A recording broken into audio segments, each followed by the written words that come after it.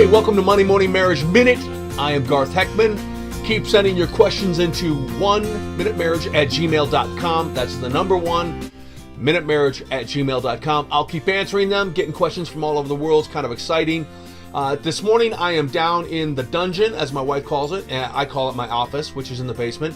It's a beautiful snowy day here in Minnesota, tons of snow, getting a little bit of reflection outside, so hopefully the recording turns out okay. But let's jump into it. We have been talking about porn and its effects on relationship, men and women. We've been going through a little bit of it, and as promised this morning, I want to cover porn's effect on women and men, but specifically today, I want to kind of twist this a little and talk about how women have been dealing with the issue of porn for a very, very long time. So, here's the deal. This might irritate or maybe even infuriate a few women. And, a lot of the things I've shared, I have gotten many different emails and people have voiced their opinions. So again, I'm not shy about what I think and what I believe, and especially within the research that I've done. So if this offends you, let me know. Send me an email and I'll be willing to try to answer your questions. But right up front, ladies, this is going to maybe be a little offensive for some of you. So in one of the Monday Morning Marriage Minutes that I did a few months ago, such a topic was brought up that was a little infuriating, and that was this: that a healthy sex life many times is the best defense to a man becoming involved in porn. Not always, but in my research and in my counseling, I've seen that when a husband and wife have a very healthy sex life, that it most of the time is the best defense to either A, man having an affair, or B, being involved in pornography. Now, that's not always the case. Again, there are men who emailed me when I said that and said, listen, I've had a healthy sex life with my wife, but I was still an idiot and had an affair, or I was still an idiot and got involved in pornography, and I understand that. But with that still being my fundamental basis, I'm going to move forward, and I'm going to say this. Men have many times gotten a bad rap for always being the ones dealing with porn. Yet what I understand with porn is that women have dealt with porn a much longer time and for much longer in history than men have. Now let me explain. First, let me read to you the symptoms of what porn causes in a man as he's had long-term exposure. So these are the symptoms a man can experience or expect to experience if he dabbles in porn. Kills the sex drive.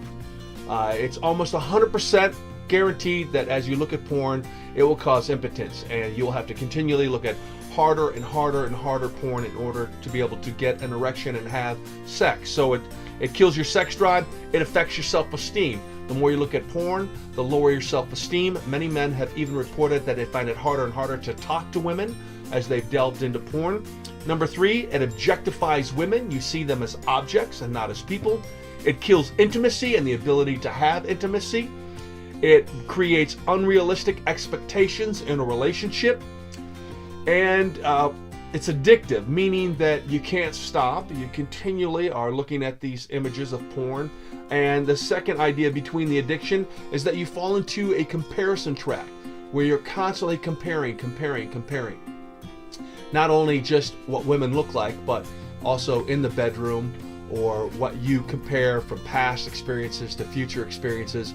So you go, okay, so that's what men can experience or can expect to experience when they dabble in porn. Now let me go back to what I just said. Women have dealt with porn, I believe, even on a far longer and a far greater basis than men. Now, there are women out there who think when I'm talking about porn, they're thinking about, looking at naked pictures or videos of pornography. Porn is really when you look at the human body for your own value, for your own entertainment, or to meet your own needs. And whether those needs are right or wrong, that is really the foundational basis of what porn is. Women have dealt with porn on that basis for a long time, and that is simply because of the media-saturated culture in which we live in. Ladies, you constantly delve into visualizing or looking at other women and comparing yourself, and what that does is then that destroys your self-esteem. So the media doesn't help. Let's be honest. You can't look at a billboard or a commercial or your computer or anything else without being bombarded of what a woman should look like. She's got to have the round breasts, the hourglass shape. She's got to have the small little butt. She's got to have the blonde hair, the big lips, the big eyes. Makeup's got to be perfect, the right outfit. And so you find yourself, no matter what you do, where you go, what you see, what you listen to, whatever movie you go to, whatever video you see, commercial, etc., you're constantly bombarded with these images of what you should look like. And believe it or not, when you do that, it causes your self-esteem to plummet. Many of you know this. Now, what happens to a woman when her self-esteem plummets? Let me read you some of the things that happen. 1, it kills your sex drive. 2, it affects your self-esteem. 3, it objectifies women. That's right, because now when even you look at a woman, you objectify her as an object in comparison to yourself. 4, it kills intimacy. If you don't like yourself, it's hard for you to allow anybody else to like yourself. Unrealistic expectations. Again, you feel like, I gotta look like this person, I gotta be like this person, I gotta dress like this person. And the last 2, it's addictive. 1, you can't stop comparing. And 2, you fall into this comparison syndrome where you're constantly judging yourself, your current state, or possible future state to those you look at. Now, you might not realize, or maybe you do, it's the exact same list I read for men who are addicted to porn. So a lot of times, ladies, the problem with you is when you look at other women, you compare yourself, and it is a form of pornography in its effects and what it does to you and what it does in your relationship. So one of the key things you need to start to do is just to refuse to compare. Now that's almost impossible in today's world unless you mentally take note and start to choose to not compare yourself to anyone else. Might I remind you, your husband, out of all the millions of women, chose you to be married to. So you already have that going in your favor. Understand that every man knows that, hey, we're going to get older, we're going to get wider, we're going to get a little less firm, life changes, but that doesn't mean they love you any less. But here's the problem. When you project that belief because of how you look, that you can't be loved, or they would love you less, or that they would fall out of love with you, when you project that, you begin to act that way, and that begins to manifest itself in your relationship. So one of the number one key ways to demystify and to deconstruct this process that happens in your relationships is you have to be incredibly honest with your spouse. You have to be willing to tell them the things you wrestle with and that you go through as far as how you view your body. You have to be willing to listen to what they say. And when they say, no, I really love you, I love the way you look, I love your shape, you have to be willing to believe them. But you have to honestly go to that deepest part of who you are and say, this is what I struggle with. This is who I compare myself to. This is why I compare myself. This is the issues it creates in me. And you need to really honestly talk through those things, not only for yourself, but with your spouse, to help you come to a new foundation, a new level of who you are and where you're at in your relationship. And you need to understand and trust that your husband loves you exactly for who you are.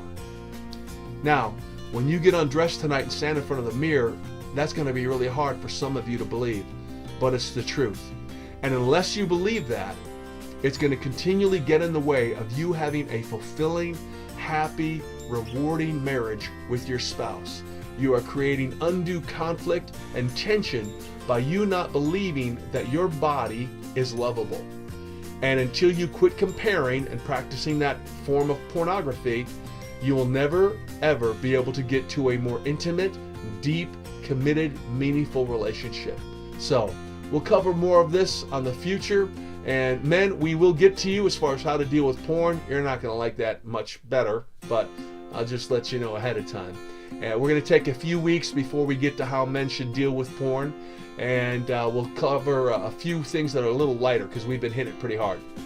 Anyway, don't forget to subscribe to my Monday Morning Marriage Minute videos on YouTube. Share them with friends, pass them along on Facebook. If you look at it on Instagram and you wonder why you only get 30 seconds, because it's on Instagram. Wake up. So, view it on YouTube. We will see you then. Keep your questions coming to oneminutemarriage@gmail.com, and I will continue to try to answer those as fast as possible. Merry Christmas! Make sure you spend time with the one that you love and that's your best friend, because you're married to him. We'll see you next week.